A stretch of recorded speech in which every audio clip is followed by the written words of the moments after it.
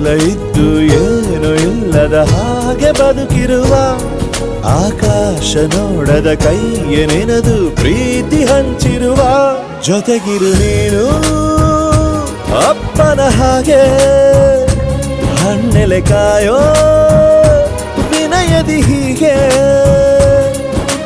ನಿನ್ನನು ಪಡೆದ ನಾವು ಪುನೀತ ಬಾಳು ನಗು ನಗುತ್ತಾ ಬೊಂಬೆ ಹೇಳುತ್ತೈತೆ ಮತ್ತೆ ಹೇಳುತ್ತೈತೆ ನೀನೇ ರಾಜಕುಮಾರ.